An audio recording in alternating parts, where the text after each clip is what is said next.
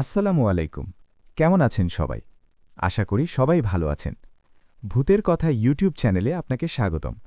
আজকে যে গল্প সম্পর্কে জানব সেই গল্পের নাম হচ্ছে মানুষের পেটে জিনের সন্তান পঞ্চম বা শেষ পর্ব। যারা এখনও আগের পর্বগুলো দেখেন নাই তারা আগের পর্বগুলো দেখে আসুন। ভিডিওটির লিংক ডেসক্রিপশনে। অনেক কথা বলে ফেলছি, এখন গল্পটা বলা শুরু করছি। সালাম দাদুর কথায় রাজি হয়ে সেই জিন চলে গেলেন। সেই জিনটা চলে যাবার পর সালাম দাদু ওই মেয়ের মা বাবাকে বললেন, আল্লাহর রহমতে আপনার মেয়ের আর কোনো সমস্যা হবে না আশা করি। কথাটা বলে আমিও সালাম দাদু চলে আসি সালাম দাদুর বাড়িতে। বাড়িতে গিয়ে ওই জিনের ফেরার অপেক্ষা করছি। এভাবে বেশ কিছুক্ষণ পর সেই জিন আসলেন আমাদের কাছে, আর যে তথ্য দিলেন সেটা শুনে আমরা যেন আকাশ থেকে পড়লাম। সেই জিনটা সালাম দাদুকে বললেন, কবিরাজ শোন, আয়েশা পরীর ছেলে ইয়ামিনকে নিয়ে 1 মাসের জন্য সাধনায় বসছে শঙ্কর জিন। 1 মাস একটানা সাধনা করে শয়তানকে খুশি করলে শয়তান খুশি হয়ে শঙ্কর জিন ও ইয়ামিনকে শয়তানি শক্তি প্রদান করবে। তখন ইয়ামিন আর সাধারণ মানুষ থাকবে না, ওর মাঝে ঢুকে যাবে শয়তান। এটা চমক লাগার মতো খবর না, আসল চমক পাবি এখন। তোরা ভাবছিস শঙ্কর জিন আয়েশা পরীকে মেরে ফেলছে। না, আয়েশা পরী মারা যায়নি, আয়েশা পরী বেঁচে আছে। কি? আয়েশা পরী বেঁচে আছে মানে? আমাদের অবাক হতে দেখে সেই জিনটা বললেন, হ্যাঁ, এটাই সত্যি, আয়েশা পরী এখনও বেঁচে আছে। শঙ্কর জিন কালো জাদুর মাধ্যমে মায়াজাল সৃষ্টি করে ওর একটা জিনকে আয়েশা পরীর রূপে দেখিয়েছি। সবাই সেই জিনটাকে দেখে ভেবেছি আয়েশা পরী মারা গেছে। আসল কথা হলো আয়েশা মারাই যায়নি। জিনটার কথায় সালাম দাদু বললেন, তাহলে আয়েশা পরী এখন আছে কোথায়? ওকে কিভাবে বাঁচানো যাবে বল? সালাম দাদুর কথার জবাবে সেই জিন বললেন, আয়েশা পরী আছে আমাদের জিন রাজ্যে, একটা মায়াবী বাগানে। সেই বাগানে গেলে দেখা যাবে 7টা ফুলের গাছ, আর 7টা ফুলের গাছের পাশে দাঁড়িয়ে আছে একজন করে আয়েশা পরী। মানে 7টা ফুলের গাছের সাথে আয়েশা পরীর মতো হুবহু দেখতে 7টা পরী আছে। সবাইকে দেখলে মনে হবে পাথর হয়ে দাঁড়িয়ে আছে। এখন এই 7টা আয়েশা পরীর মধ্যে একজন হলো আসল, আর সেই আসল আয়েশাকে খুঁজে বের করতে হবে। জিনটার কথায় সালাম দাদু বললেন, কিভাবে বুঝব কোনটা আসল আয়েশা পরী বল? তখন সেই জিনটা বললেন, আমি জানি না, শুধু আমি কেন, শঙ্কর জিন ছাড়া দুনিয়ার কোনো জিন জানতে পারবে না। ওখানে আয়েশা পরীর অনেক আপনকেই যেতে হবে, স্বামী বা সন্তান, এদের মধ্যে কেউ। আয়েশা পরীর আপন কেউ গিয়ে যদি আয়েশা পরীকে চিনতে পেরে স্পর্শ করে, তাহলে আয়েশা পরী ওখান থেকে মুক্ত হবে। কিন্তু খবরদার, ভুল করে যদি আসল আয়েশা পরীকে ছাড়া নকল পাথরের কোনো আয়েশা পরীকে স্পর্শ করে, তাহলে আয়েশা পরী ওখানেই সত্যি মারা যাবে। সুযোগ মাত্র একবার। আরেকটা কথা, শঙ্কর জিন সাধনায় বসছে, আর 2-3 দিন পর ওর সাধনা ভেঙে ফেলবে। শঙ্কর জিন সাধনা ভেঙে ফেলার আগে যা করার কর, নইলে পরে কিছুই পাবি না। তোকে তো কবিরাজ সব বলে দিলাম, এখন আমার চুল ফেরত দে আর আমাকে ছেড়ে দে। ওর কথায় সালাম দাদু ওর চুল ফেরত দেন আর ওকে ছেড়ে দেন। জিনটাকে ছেড়ে দেয়ায় ও চলে যায়। তখন সালাম দাদু দেরি না করে ফাতেমা পরী ও বড় বাবা জিনকে ডাকেন, আর সব ঘটনা খুলে বলেন। সব শুনে বড় বাবা জিন ও ফাতেমা পরী অবাক হয়ে বললেন, আয়েশা পরী বেঁচে আছে? তাহলে এত বড় ধোঁকা দিয়েছিল আমাদের। আমাদের আজকেই আয়েশা পরীকে রক্ষা করতে হবে। আমরা এক্ষুনি নিষাদকে নিয়ে যাব জিন রাজ্যে, ওই মায়াবী বাগানে।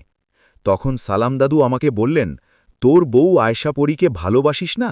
আজ তার প্রমাণ দিবি। তুই তোর ভালোবাসা দিয়ে খুঁজে বের করবি তোর আসল আয়েশা পরীকে। আশা করি আল্লাহর রহম করবেন। আর দেরি করা ঠিক হবে না, ওকে নিয়ে যান। সালাম দাদুর কথায় বড় বাবা জিন ও ফাতেমা পরী আমাকে নিয়ে আসে সেই মায়াবী বাগানের কাছে। ওখানে এসে ওরা বলে, আমরা আর যেতে পারবো না, আমরা এখানেই আছি। সামনে গেলে সেই বাগানটা পাবা, আর সাবধানে, ভুল করে পাথরের আয়েশা পরীকে স্পর্শ করলে সব শেষ। তোমার জন্য দোয়া রইল, যাও। ওদের কথায় আমি সামনের দিকে হাঁটতে হাঁটতে একসময় পেয়ে গেলাম সেই বাগান। বাগানটা দেখে আমি আল্লাহর নাম নিয়ে বাগানে ঢুকে দেখলাম 7টা ফুলের গাছের সাথে দাঁড়িয়ে আছে আয়েশা পরী। সবাই পাথরের মতো হয়ে দাঁড়িয়ে আছে। সবাই একই রকম, কেউ আলাদা না। এখন বুঝব কিভাবে কে আসল? আমি সবার কাছে যাচ্ছি আর বোঝার চেষ্টা করছি কে আসল। এভাবে ঘুরতে ঘুরতে একটা ফুলের কাছে গিয়ে থমকে গেলাম। আমার বুক ধুকপুক করছিল তখন। কেন জানি মনে হচ্ছিল এই আমার আসল আয়েশাপরী। আমার মন বলছিল এই হবে। কিন্তু ভুলক্রমে যদি না হয় তাহলে তো সব শেষ। কিন্তু আমার মন বলছে এটাই আয়েশাপরী হবে। এই বলে চোখ বন্ধ করে আল্লাহর নাম নিয়ে হাতটা কাঁপুনি দিতে দিতে সামনের দিকে বাড়িয়ে পাথরের মতো দাঁড়িয়ে থাকা আয়েশাপরীর শরীরে রাখলাম। আর তখনই পাথর গলে নড়াচড়া করে উঠল আয়েশাপরী। উফ, আল্লাহ, তোমার কাছে লাখ লাখ শুক্রিয়া। তাহলে আমি আসল আয়েশাপরীকে স্পর্শ করছি। আমি আয়েশাকে স্পর্শ করায় ও স্বাভাবিক হয়ে আমাকে জড়িয়ে ধরলেন। আমিও আয়েশাকে জড়িয়ে ধরে কান্না করতে লাগলাম। তখন আয়েশা বলল, তাড়াতাড়ি চলো এখান থেকে। এই বলে আয়েশা আমাকে নিয়ে আসলেন বড় বাবা জিন ও ফাতেমা পরীর কাছে। ওখানে এসে আর দেরি না করে চলে আসলাম সালাম দাদুর বাড়িতে। সালাম দাদুর বাড়িতে আসার পর আয়েশা সব ঘটনা শুনল। সব শুনে আয়েশা রেগে গিয়ে বলল, শঙ্করের এত বড় সাহস, আমার ছেলেকে ধরে নিয়ে যায়। আমি এক্ষুনি যাব ওর কাছে। তখন বড় বাবা জিন বললেন, আয়েশাপরী দাঁড়াও, ভুলে গেছ শঙ্কর জিনের কাছে শক্তিশালী লাঠি আছে, যে লাঠি দিয়ে স্পর্শ করলে আমরা ভ্যানিশ হয়ে যাব। তখন শঙ্কর জিন আমাদের যা ইচ্ছে হয় করতে পারবে। আগে শঙ্কর জিনের ওই লাঠির শক্তি বন্ধ হয় সেটার ব্যবস্থা করতে হবে। তাহলে শঙ্কর জিন দুর্বল হবে, তখন আমরা ওকে হত্যা করতে পারব। বড় বাবা জিনের কথায় আয়েশা বললেন, সেটা ঠিক, কিন্তু উপায় কি শঙ্কর জিনের ওই লাঠির শক্তি বন্ধ করার? এই বলে সবাই ভাবতে লাগলেন। এমন সময় আয়েশা আমার হাতের দিকে তাকিয়ে বললেন, উপায় পেয়েছি, একটা সুন্দর উপায় আছে। আমার সাথে এক্ষুনি শঙ্কর জিনের কাছে চলুন, আমি ওখানে গিয়ে আমার চমক দেখাব। কথাটা বলে আয়েশা পরী, আমি, বড় বাবা জিন, সালাম দাদু ও ফাতেমা পরী সবাই শঙ্কর জিনের খোঁজ নিয়ে চলে গেলাম ওর কাছে। শঙ্কর জিন মায়াজাল সৃষ্টি করে পাহাড়ি একটা জিন রাজ্যে সাধনা করছিল। এই খবরটা পেয়ে সবাই ওখানে গিয়ে দেখি একটা গোল বৃত্তের মধ্যে শঙ্কর জিন ও ইয়ামিন বসে চোখ বন্ধ করে কি জানি করছে। তখন সালাম দাদু জমজমের পানি বের করে শঙ্কর জিনের ওপর ছিটিয়ে দেয়ায় শঙ্কর জিন কেঁপে উঠলেন আর চোখ খুলে দাঁড়িয়ে বললেন, তোরা আয়েশা পরী, তুই তাহলে তোর খবর এরা জেনেও গেছে, মুক্তও করছে। তোরা আমার সাধনা নষ্ট করলি, আর মাত্র দুদিন গেলে ইয়ামিনকে আমি শয়তানি শক্তি দিতাম।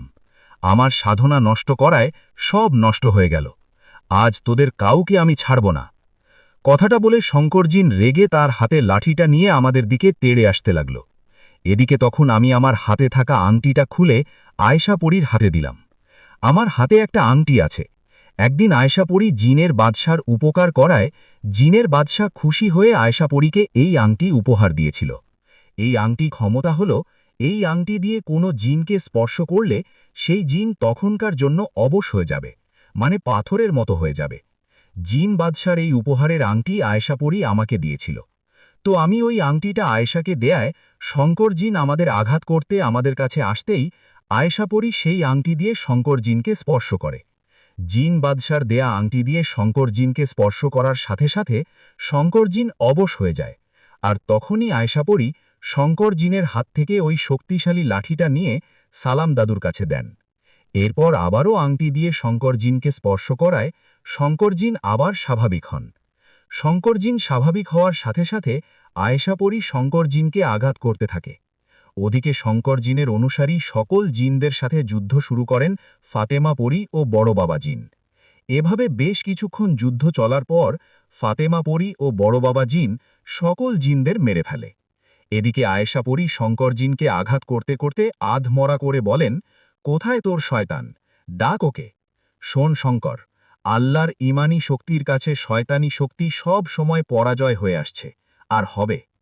কথাটা বলে আয়েশা পরী শঙ্কর জিনকে ভয়ঙ্করভাবে মেরে ফেলেন।